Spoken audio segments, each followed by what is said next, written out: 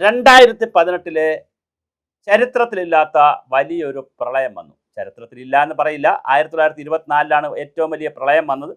അത്രയും വലിയ പ്രളയം വന്നിട്ടില്ല. എങ്കിലും സമാനതകളില്ലാത്ത പ്രളയം 2018 വന്നു.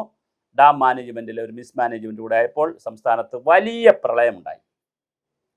ആ പ്രളയത്തെ തുടർന്ന് കേരളം ഞെട്ടി, വളരെ വലിയ ലോക മലയാളികളാകം എല്ലാവരും ഞെട്ടിത്തെരിച്ചു പോയൊരു സംഭവമാണ് 2018 വലിയ പ്രളയം. നമ്മളിപ്പോൾ 8 വർഷമായിട്ടുള്ളൂ, നമ്മളാരും അത് മറന്നിട്ടില്ല.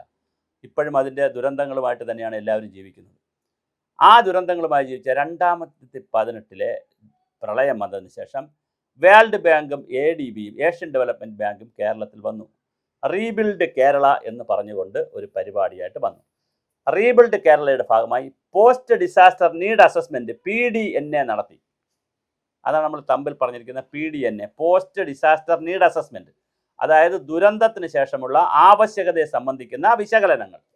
ഓരോ മേഖലയിലും എന്താണ് ആവശ്യകത? ഉദാഹരണം, കൃഷി മേഖല എന്താണ് ഇനി ആവശ്യകത പോസ്റ്റ് ഡിസാസ്റ്റർ ദുരന്തത്തിന് ശേഷം?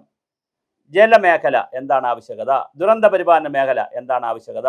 ദുരന്ത പരിപാലന സംഘടനാ സംവിധാനം, ഓർഗനൈസേഷണൽ സെറ്റപ്പ് എന്താണ് മാറ്റം വരേണ്ടത്? പിന്നെ ഓരോ വകുപ്പുകൾ, പരിസ്ഥിതി വകുപ്പ്, കൃഷി വകുപ്പ്, കാലാവസ്ഥ വകുപ്പ്, മണ്ണ് സംരക്ഷണ വകുപ്പ്, പിന്നെ ഭൂവിനിയോഗത്തിൻ്റെ വകുപ്പുകൾ, ഇങ്ങനെ ഓരോ വകുപ്പുകളും, മൃഗസംരക്ഷണ വകുപ്പ്, പിന്നെ തൊഴിൽ വകുപ്പ്, വ്യവസായ വകുപ്പ്, ഇങ്ങനെ ആരോഗ്യ വകുപ്പ്, ഇങ്ങനെ ഓരോ വകുപ്പുകളും എന്തെന്ത് ചെയ്യണം എന്നുള്ളതായിരുന്നു പോസ്റ്റ് ഡിസാസ്റ്റർ നീഡ് അസസ്മെൻറ്റിൽ വിലയിരുത്തപ്പെട്ടത്.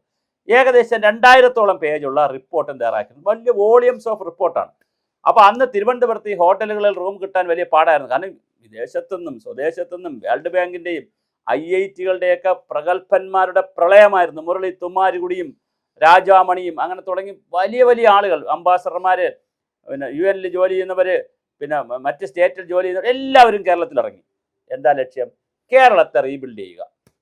അങ്ങനെ സെമിനാറുകൾ, ചർച്ചകൾ, നിയമസഭാ അംഗങ്ങളെ പഠിപ്പിക്കുന്നു, MLA-മാരെ പഠിപ്പിക്കുന്നു, പഞ്ചായത്ത് പ്രസിഡന്റുമാരെ പഠിപ്പിക്കുന്നു, സെമിനാർ നടത്തുന്നു, കിലയിൽ ക്ലൈമാറ്റിക് റെസിലൻസ് സെൻറ്റർ തുറക്കുന്നു, പിന്നെ ഒരുപാട് യൂണിവേഴ്സിറ്റികളിൽ ക്ലൈമാറ്റിക് റെസിലിയൻസ് സെൻറ്ററുകൾ തുറക്കുന്നു. പഠനം, പരിപാടി, ആടിപ്പൊളി, ഇടി, വെട്ട്, കുത്ത്, കടാര എല്ലാം. കാസർഗോഡ് കാദർഭായി, വേലുത്തമ്പി ദളവ, ഇത്തിക്കരപ്പാക്കി എല്ലാം രംഗത്തിറങ്ങി, വീരപ്പന്മാരും എല്ലാം രംഗത്തിറങ്ങി. എന്നാൽ post disaster need assessment report തയ്യാറാക്കിയിട്ട് അങ്ങ് ആർക്ക് കൊടുത്തു? ഗവൺമെൻറ്റിന് കൊടുത്തു. മനസ്സിലാക്കുന്നതനുസരിച്ച്, കേൾക്കുന്നതനുസരിച്ച് സെക്രട്ടേറിയറ്റ് കത്തിപ്പോയപ്പോൾ ഇതും കൂടി കത്തിപ്പോയി എന്നാണ് കേൾക്കുന്നത്. അപ്പോൾ അങ്ങനെ കത്തിപ്പോയെങ്കിൽ പിന്നെ ഇനിയിപ്പോൾ വേൾഡ് ബാങ്കിനെ വിളിച്ച് ഒന്നുകൂടി റിപ്പോർട്ട് ഉണ്ടാക്കേണ്ടി വരും.